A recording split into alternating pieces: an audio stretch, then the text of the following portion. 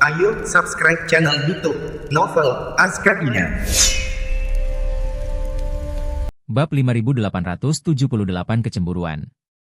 Setelah mendengar itu, Huo Ling Er dengan gembira mengajak Wang Cai berkeliling, mengejar dan bermain. Wang Cai juga sangat menyayangi Huo Ling Er, sering menggendongnya berkeliling perkemahan untuk berjalan-jalan, yang membuat para murid pavilion di Huo dan penjaga lainnya sangat iri. Saudara Taois Chen sungguh diberkati. Ia tidak hanya sangat kuat, tetapi juga telah memenangkan hati sang putri. Kilin api kecil itu terlalu menakjubkan. Sebenarnya itu adalah keturunan kilin berdarah murni. Rekan Taois Chen memiliki keberuntungan yang luar biasa. Yang mulia putri sangat lincah dan menggemaskan, dia dan rekan Taois Chen sangat cocok. Sebagian mengaguminya, sebagian memujinya, dan ada juga beberapa komentar dengan motif tersembunyi. Namun, tidak semua orang senang melihat hal ini terjadi. Di antara para murid yang menyertai pavilion api bumi kali ini, terdapat seorang pelayan muda bernama Yan Lai, yang merupakan yang paling menonjol di antara generasi muda pavilion api bumi. Usianya sekitar 25 atau 26 tahun, tampan, dan kultivasinya telah mencapai puncak peringkat ke-7 alam dewa surgawi, menjadikannya saingan langka di antara generasi muda. Yang lebih luar biasa lagi adalah dia juga memiliki bakat alkimia, yang telah membuatnya mendapatkan rasa hormat dari beberapa tetua dan menjadikannya salah satu kandidat terkuat untuk posisi ketua pavilion di masa depan. Yan Lai selalu mengagumi Huo Ling Er. Ini adalah pengetahuan umum di dalam pavilion bumi api. Dia memiliki pendapat yang sangat tinggi tentang dirinya sendiri dan percaya bahwa hanya seorang jenius seperti dirinya yang pantas untuk sang putri. Dia menawarkan diri untuk menemani dan melindunginya kali ini bukan hanya karena itu adalah kewajibannya, tetapi juga karena dia ingin mengambil kesempatan untuk menghabiskan lebih banyak waktu bersama Huo Ling Er. Namun, sejak David muncul, perhatian Huo Ling Er hampir sepenuhnya tertuju pada orang asing ini. Setiap hari, dia mengobrol dengan David atau bermain dengan unicorn api kecil, sambil mengabaikan kekasih masa kecilnya dan kakak laki-lakinya. Hal ini semakin memicu kecemburuan Yan Lai yang membara. Seorang kultivator sesat yang muncul entah dari mana, mengandalkan kemampuan aneh, berani mendekati putri. Yan Lai melirik David, yang sedang mengobrol dan tertawa dengan Huo Ling Er di kejauhan, dengan kilatan jahat di matanya. Dia hanya seorang penjaga sementara. Apa dia benar-benar berpikir dirinya orang penting? Beberapa kali, dia mencoba mencari kesempatan untuk ikut campur dan menjauhkan Huo Ling Er dari David.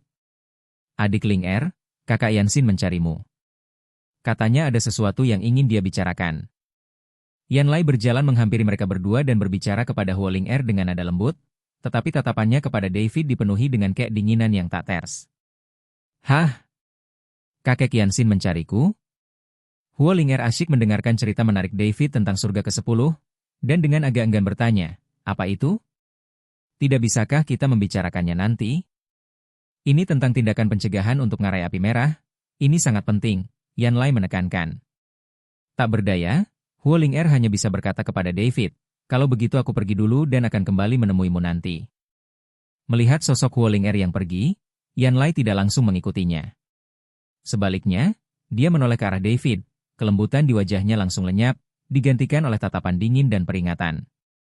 David, kan?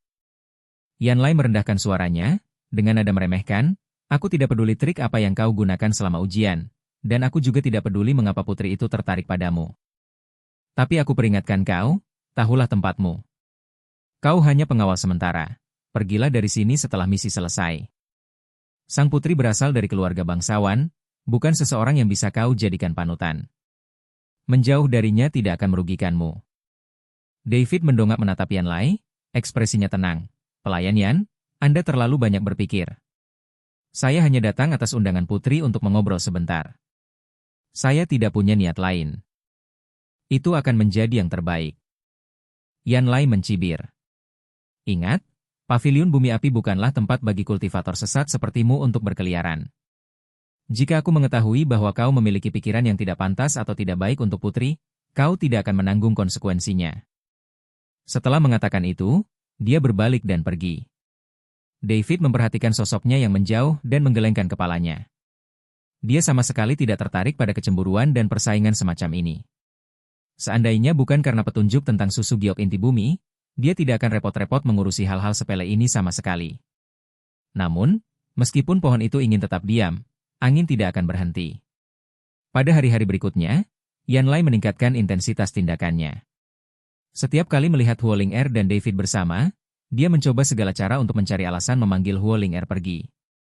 Terkadang, mereka memanggilku dari kalangan tetua, terkadang mereka bertanya tentang masalah kultivasi, dan terkadang mereka hanya berkata, pria dan wanita berbeda, dan tidak disarankan untuk terlalu banyak berinteraksi. Setelah hal ini terjadi beberapa kali, bahkan Huoling Er pun menyadari bahwa ada sesuatu yang tidak beres. Bab 5879. Apakah kau sedang memprovokasiku? Ada apa dengan kakak Yanlai akhir-akhir ini? Dia terus menghubungiku. Setelah dipanggil pergi oleh Yanlai sekali lagi dengan dalih membahas alkimia, Huoling Er tak kuasa menahan diri untuk mengeluh kepada David. Aku belum pernah melihatnya begitu antusias sebelumnya. David tersenyum tipis, mungkin pelayan yang benar-benar peduli pada putri. Ayo. Huoling Er cemberut, apa kau pikir aku tidak tahu apa yang dia pikirkan? Dia hanya merasa tidak nyaman karena aku semakin dekat denganmu. Sungguh pria yang picik. Dia menatap David dengan kilatan licik di matanya, tapi jangan takut padanya. Dengan aku di sini, dia tidak akan berani melakukan apapun padamu. Jika dia berani membuat masalah lagi, beritahu aku, dan ayahku akan menanganinya. David tertawa kecil, terima kasih atas perlindunganmu, putri. Ini hanya masalah kecil, aku bisa mengatasinya. Bisakah kamu mengatasinya? Bagaimana kamu akan mengatasinya? Huoling Er bertanya dengan rasa ingin tahu. Kakak Yanlai berada di puncak peringkat ke-7 alam dewa surgawi, termasuk dalam 3 besar generasi muda pavilion bumi api. Meskipun kau kuat, alammu masih. Dia tidak menyelesaikan kalimatnya, tetapi maksudnya jelas. David hanya berada di tingkat pertama alam dewa surgawi di permukaan, dan bahkan jika kekuatan tempurnya luar biasa, dia mungkin tidak akan mampu melawan Yanlai, yang berada di puncak tingkat ke-7. David tidak menjelaskan, tetapi hanya berkata, Putri, tenang saja, saya tahu apa yang saya lakukan. 2 hari kemudian, konvoi tersebut hampir tiba di Crimson Flame Canyon. Saat hari istirahat di perkemahan, Yanlai muncul kembali. Kali ini, dia langsung pergi ke Huoling Er dan David, yang sedang memberi makan Wang Chai dengan buah roh api. Adik Ling Er, Tetua Yansin meminta kehadiranmu untuk membahas detail memasuki ngarai besok. Nada suara Yanlai tidak memberi ruang untuk bantahan. Huoling Er mengerutkan kening, bukankah kita baru saja membahas ini? Mengapa kita perlu membahasnya lagi? Situasinya telah berubah, tetua telah menemukan petunjuk baru, kata Yanlai tanpa mengubah ekspresinya. Huoling Er dengan berat hati bangkit dan berkata kepada David, kalau begitu aku pergi dulu. Kau urus Wang Chai dulu. Setelah Huoling Er pergi, Yanlai tidak langsung pergi. Sebaliknya, dia menatap David dengan dingin, apakah kau tidak mendengarkan apa yang kukatakan tadi? Sambil mengelusurai Wang Chai, David berkata dengan tenang, tentu saja aku ingat apa yang dikatakan pelayan Yan. Tapi karena sang putri datang menemuiku, aku tidak mungkin menolaknya, bukan? Jika pelayan yang keberatan, dia dapat berbicara langsung kepada putri dan memintanya untuk berhenti datang kepadaku. Kata-kata ini terdengar sopan, tetapi sebenarnya mengandung sindiran tersembunyi. Ketidakmampuanmu untuk mengendalikan putri itu tidak ada hubungannya denganku. Wajah Yanlai memerah. Apakah kau memprovokasiku?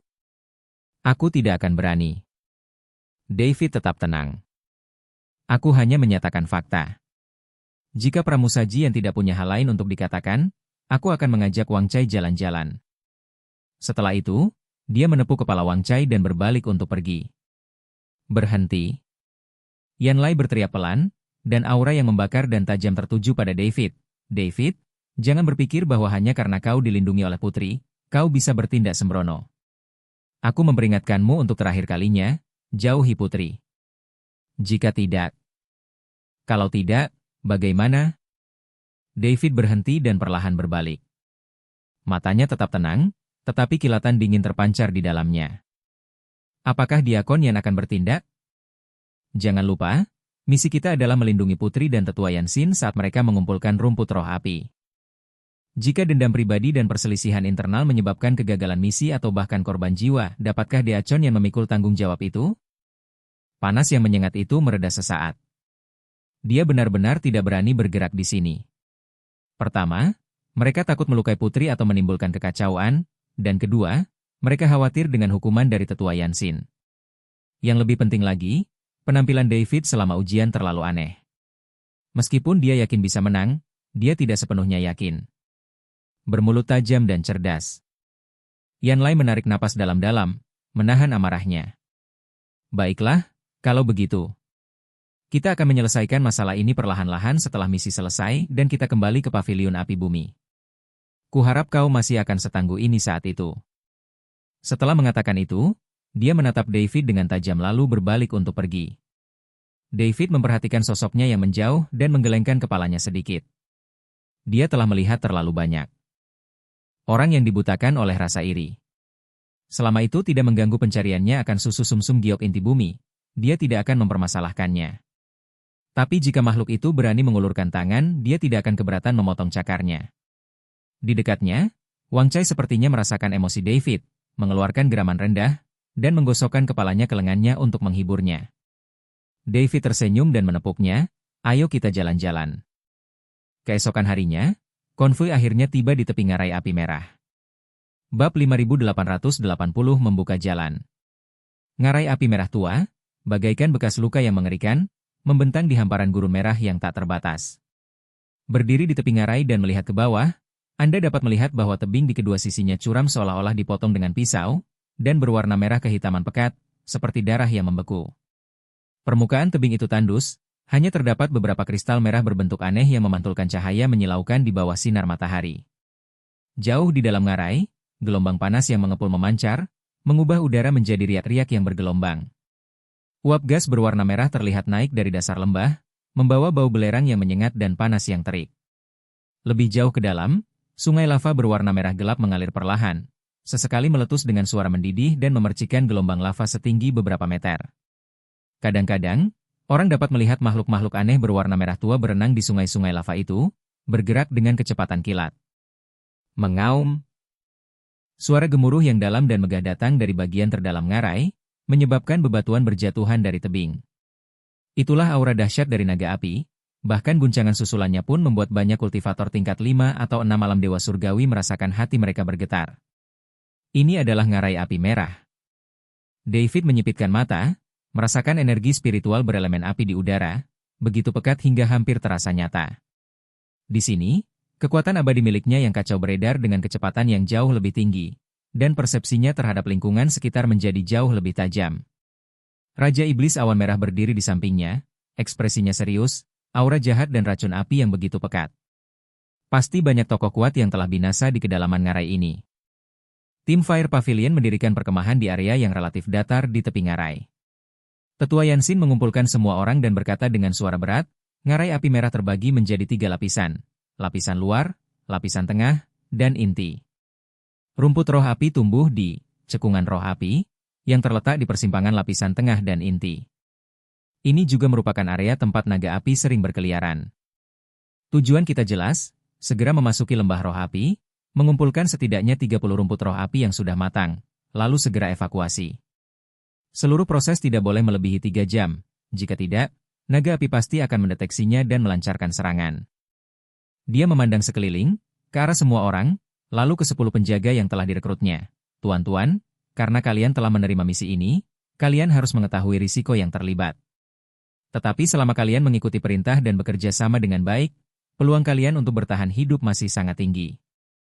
Paviliun Api Bumi tidak akan memperlakukan dengan buruk mereka yang telah memberikan kontribusi.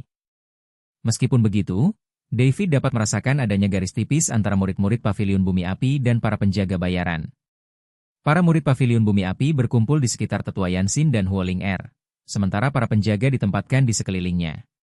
Yan Lai berdiri di samping Tetua Yansin, tatapannya menyapu David secara sengaja atau tidak sengaja, seringai samar tersungging di sudut mulutnya. Sekarang, berikan tugas. Tetua Yansin melanjutkan, setelah memasuki ngarai, seseorang perlu memimpin jalan, membersihkan binatang buas dan rintangan di sepanjang jalan. Tugas ini? Dia menatap para penjaga. Yan Lai tiba-tiba angkat bicara. Tetua, misi untuk membuka jalan ini berbahaya dan penting, membutuhkan seseorang dengan kekuatan yang luar biasa dan refleks yang cepat. Saya merekomendasikan rekan Taois David. Dia menoleh ke David, dengan senyum yang tampak tulus di wajahnya. Saudara Taois Chen menunjukkan performa luar biasa selama ujian, dan kekuatanmu jauh melampaui orang lain yang setara. Akan sangat tepat jika kau memimpin. Setelah mendengar itu, Ekspresi para penjaga sedikit berubah. Secara halus, para perintis memang benar-benar perintis. Secara terus terang, mereka adalah umpan meriam yang membuka jalan. Ngarai api merah penuh dengan bahaya. Siapapun yang berjalan di depan akan menjadi orang pertama yang bertemu dengan berbagai binatang buas, serangga beracun, dan jebakan. Meskipun imbalannya lebih tinggi, risikonya juga paling besar. Sebagian besar penjaga lain yang lulus ujian sebelumnya berada di peringkat kelima atau keenam alam dewa abadi, jadi mereka tentu saja tidak mau mengambil tugas sulit ini. Semua orang menatap David. David tetap tenang, bertukar beberapa tarikan napas dengan Yanlai, dan perlahan mengangguk. Baik. David.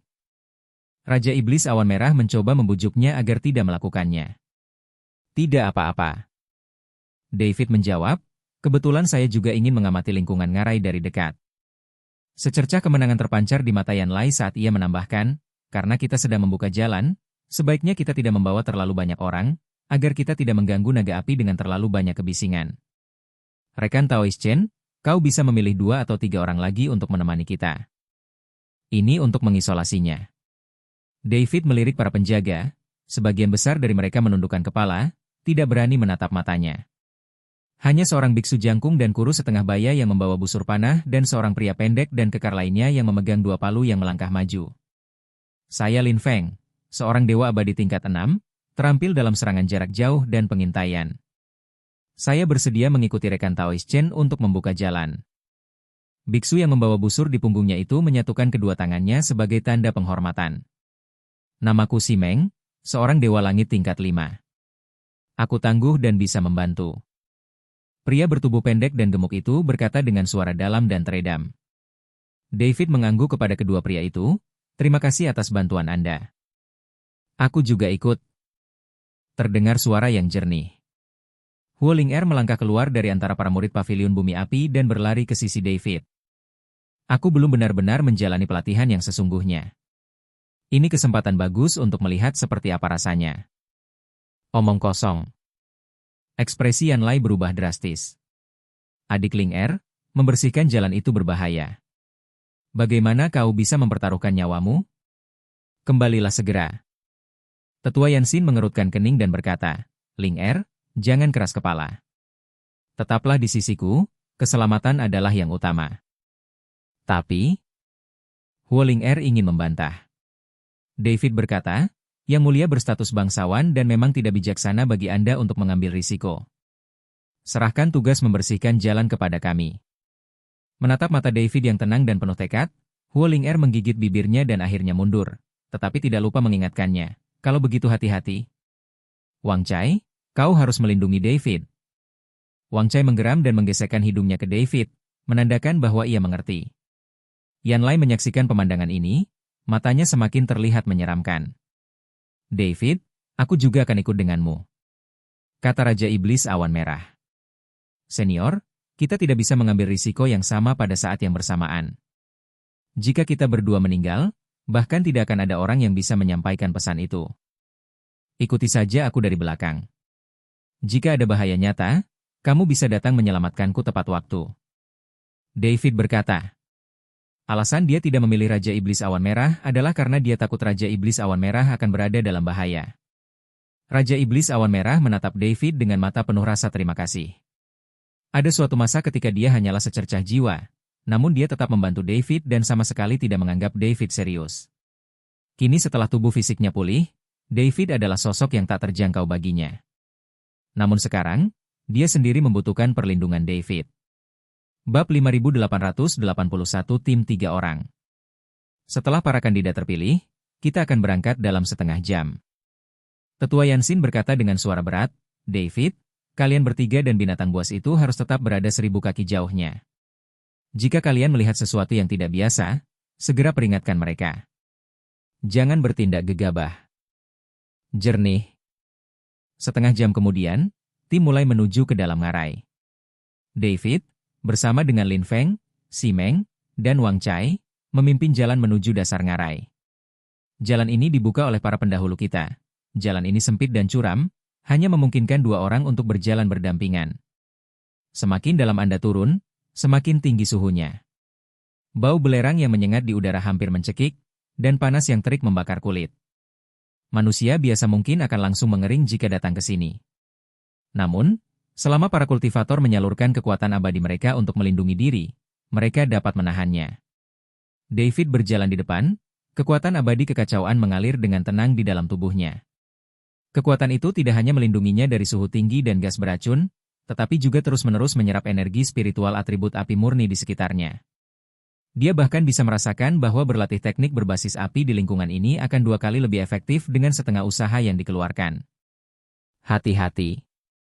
Lin Feng tiba-tiba mengeluarkan teriakan rendah, busur panahnya sudah di tangan, dan anak panah biru sudah terpasang di tali busur.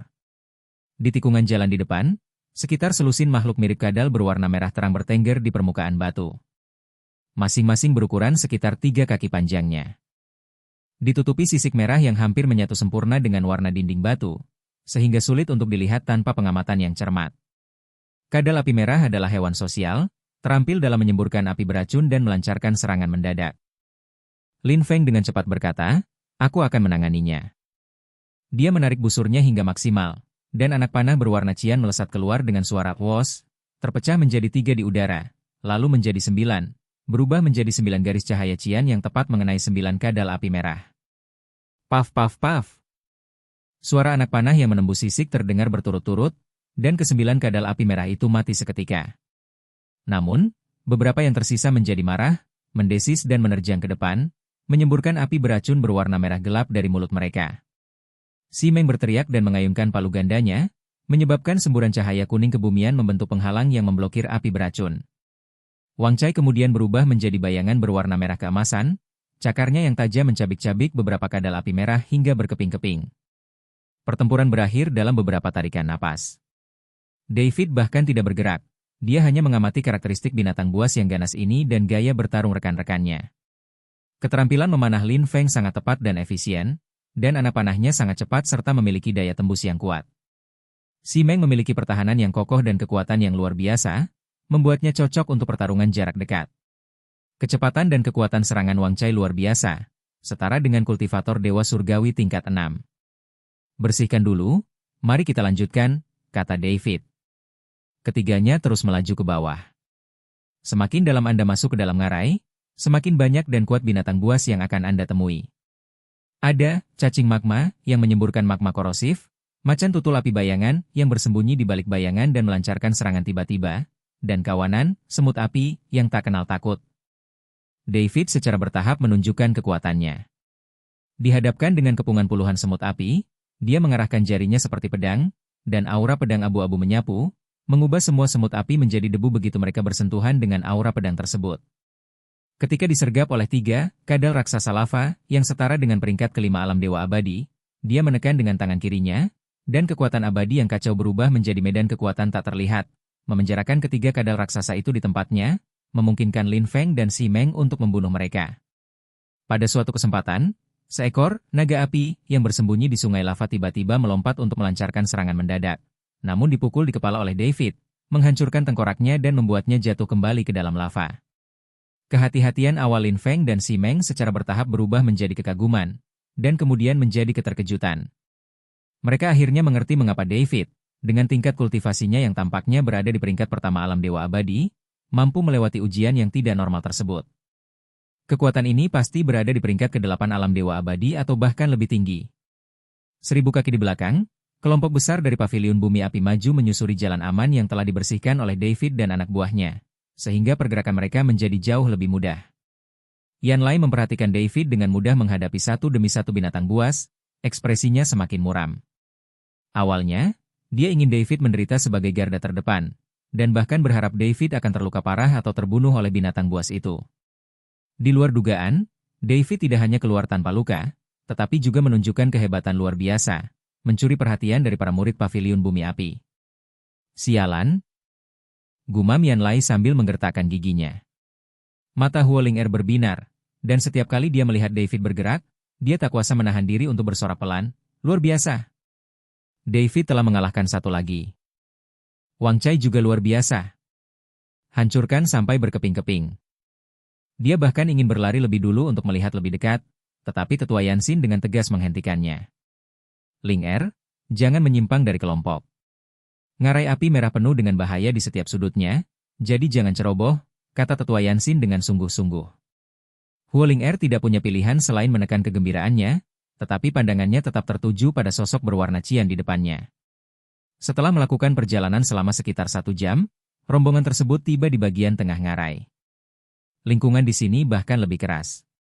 Tanah itu dipenuhi retakan yang saling bersilangan, dari mana magma merah tua menyembur keluar, memancarkan panas yang mengerikan. Partikel-partikel api beracun yang terlihat melayang di udara, menghirup terlalu banyak dapat merusak meridian. Di dinding batu sekitarnya, beberapa tanaman merah tua yang aneh mulai muncul. Ada rumput api merah yang bergoyang seperti nyala api, tanaman merambat kristal api yang menghasilkan buah merah menyala, dan jamur api bumi yang memancarkan aura elemen api yang kuat. Namun, ini bukanlah tujuannya. Lembah roh api hanya berjarak 5 mil di depan. Lin Feng menunjuk ke area yang diselimuti kabut merah tua di kejauhan. Konsentrasi energi roh api di sana 10 kali lipat dari luar, tetapi juga jauh lebih berbahaya. Menurut informasi intelijen, kelelawar api, dan kera raksasa lava aktif di lembah tersebut. David mengangguk dan terus memimpin tim maju. Namun, tepat ketika mereka hampir mencapai tepi cekungan roh api, perubahan mendadak terjadi. Bab 5882 Aku akan menyelesaikan semuanya sendiri. Ledakan. Tanah di depan tiba-tiba bergetar hebat, dan retakan besar tiba-tiba terbuka, dengan magma panas menyembur ke langit seperti air mancur. Tak lama kemudian, 3 makhluk raksasa merangkak keluar dari celah tersebut. Itu adalah 3 kera lava raksasa, masing-masing setinggi 5 kaki, yang tubuhnya seluruhnya terbuat dari batu hitam dan lava merah tua. Aura yang terpancar dari masing-masing mereka telah mencapai puncak peringkat ke-7 dari alam dewa abadi. Yang lebih menakutkan lagi adalah mereka tidak muncul sendirian. Di pundak setiap kera raksasa, terdapat ratusan kelelawar merah tua yang bergerombol rapat, kelelawar api. Kelelawar ini hanya sebesar telapak tangan, tetapi mereka memiliki taring yang tajam, api di sepanjang tepi sayapnya, dan terbang dengan sangat cepat. Hal yang paling merepotkan adalah mereka dapat menyemburkan sejenis api korosif khusus, yang secara khusus mengikis cahaya abadi pelindung dan cahaya artefak magis para kultivator. Oh tidak! Itu adalah kera raksasa lava berkepala 3 dan sekumpulan kelelawar api. Ekspresi Lin Feng berubah drastis. Bagaimana mungkin mereka dikumpulkan bersama? Intelijen tidak menyebutkan hal itu. Si Meng menggenggam palunya erat-erat, keringat mengucur di dahinya. Kita celaka? Susunan pemain ini terlalu berat untuk kita bertiga. Cepat! Kirim sinyal minta bantuan. David menyipitkan matanya dan menatap ketiga kera lava raksasa itu. Dia memperhatikan bahwa mata kera raksasa berkepala 3 itu berkedip dengan cahaya merah tua yang tidak normal, dan perilakunya agak lamban, seolah-olah sedang dikendalikan oleh sesuatu. Seseorang sedang mengutak-atiknya. Pikiran ini terlintas di benak David. 1000 kaki di belakang, tim Airfire Pavilion juga melihat perubahan mendadak di depan mereka. Seekor kera raksasa lava berkepala 3, dan sekumpulan kelelawar api. Wajah Tetua Yansin menjadi gelap. Ini tidak masuk akal. Kedua jenis binatang buas itu memiliki kebiasaan yang berbeda dan jarang bertindak bersama. Huoling Er berteriak dengan tergesa-gesa, David dan yang lainnya dalam bahaya. Kirim bala bantuan segera. Saat dia berbicara, dia hendak memimpin beberapa murid dari Pavilion Api Bumi untuk bergegas mendekat. Berhenti. Yan Lai melangkah di depannya untuk menghalangi jalannya. Adik Ling Er, jangan gegabah. Situasi di depan tidak jelas, terlalu berbahaya untuk terburu-buru maju. Tapi David dan yang lainnya, mereka hanyalah penjaga bayaran. Yan Lai berkata dingin, karena kita telah menerima misi untuk membuka jalan, kita harus menanggung risikonya. Nyawa kita, murid-murid Pavilion Api Bumi, sangat berharga. Bagaimana mungkin kita mempertaruhkan nyawa kita untuk beberapa penjaga? Lalu dia menoleh ke Tetua Yansin. Tetua, saya rasa kita harus menunda pergerakan kita dan mengamati situasi. Jika David dan yang lainnya dapat menyelesaikan ini, itu akan lebih baik. Jika mereka tidak bisa, itu akan memberi kita waktu untuk menemukan jalan lain menuju lembah Yanling. Kata-kata ini terdengar agung dan mulia, tetapi kenyataannya dingin dan kejam. Mereka menggunakan David dan kelompoknya sebagai umpan meriam untuk menarik daya tembak binatang buas, sehingga Pavilion Api Bumi dapat mengambil kesempatan untuk berbelok atau mundur. Huoling Er terkejut dan berkata dengan tidak percaya, Kakak Yan Lai, bagaimana kau bisa mengatakan itu? Mereka adalah rekan-rekan kita. Pendamping? Yanlai mencibir, adik Ling Er, kau terlalu naif. Mereka hanya di sini untuk mendapatkan hadiah. Jika mereka benar-benar berada dalam situasi hidup dan mati, mereka akan menjadi orang pertama yang lari. Ini hanya hubungan kerja, mengapa harus dianggap begitu serius? Dia menatap para penjaga lainnya, apakah kalian tidak setuju? Para penjaga lainnya tetap diam. Meskipun merasa kesal, dia tidak berani membantah Yanlai. Lagi pula, mereka datang untuk mendapatkan hadiah, dan tidak ada alasan bagi mereka untuk mempertaruhkan nyawa demi pavilion api bumi. Tetua Yansin berpikir sejenak, lalu perlahan mengangguk, Yanlai benar. Tugas utama kita adalah mengumpulkan rumput roh api, dan kita tidak boleh menimbulkan komplikasi yang tidak terduga. Karena David dan yang lainnya telah menerima tugas untuk membuka jalan, mereka harus bersiap. Dia menatap ke depan, amati sejenak. Jika mereka bukan tandingan kita akan memutuskan apakah akan memberikan dukungan atau mundur. Tetua? Huoling Er menghentakkan kakinya dengan cemas. Namun, Tetua Yansin telah mengambil keputusan, dan para murid pavilion api bumi tetap berjaga-jaga dan tidak menunjukkan niat untuk maju memberikan dukungan. Garis depan medan perang.